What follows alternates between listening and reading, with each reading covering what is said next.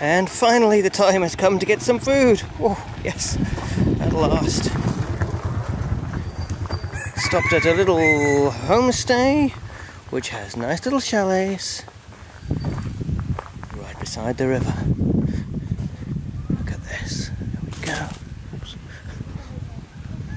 Nice view.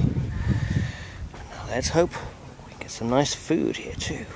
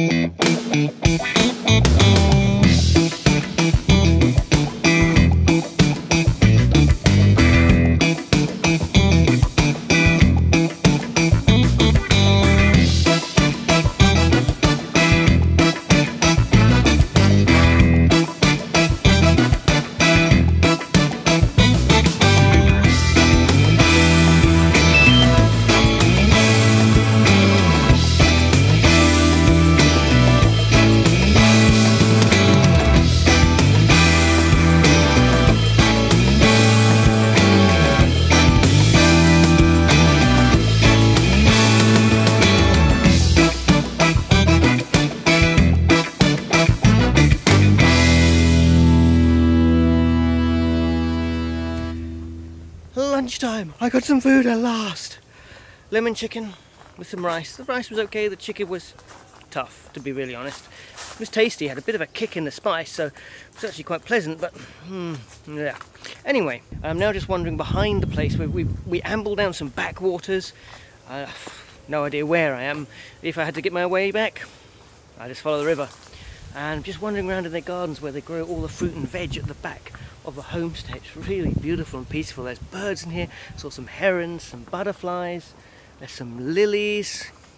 Really is lovely and peaceful and quiet. It's really quite nice down here. So yeah, so what do we do today? Headed out early morning, dawn, sort of on the river. A bit of hazy, so not really what you'd call a dawn, although there were some colours. And then the sun came up. It wasn't that cold either the first thing. I was in shorts and a t-shirt. It never felt cold. Not like now where I'm feeling hot. Then we went to the big floating market, like the wholesale market, where the big boats, not really for the tourists that bit, it's where the big boats are going downriver, upriver, I'm not sure which way they're going, must be going downriver, loaded with massive things, go onto the smaller boats. Then we went down some smaller tributaries until we came to a smaller floating market, where the small, medium-sized boats were putting the stuff onto the even smaller boats. It's been a very relaxing morning. It basically sitting on the boat as it putters along. I took a small boat out by myself. There's medium and big boats that you can hire. You can do small boats, I think up to 4 people for $42 with your own boat driver, obviously.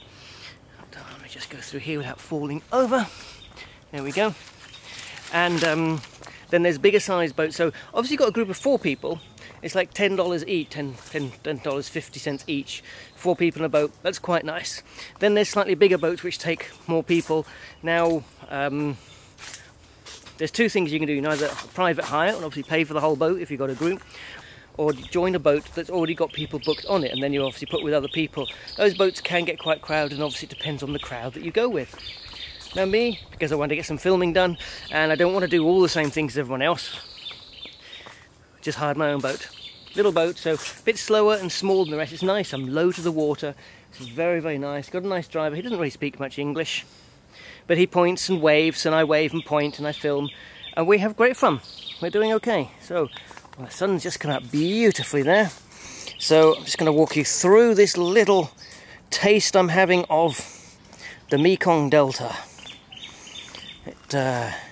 Now, after seeing a little taste of it, I'd love to go deeper into the Delta, maybe spend 2, 3, 4 days going and staying in the villages or really getting off the tourist trail. All I've done really is just an exploratory from Can Tho, what you can do in one trip. I took the long trip. You can actually do a morning trip which just goes to 2 floating markets, the 2 main ones, and then goes home and only lasts about 2 or 3 hours.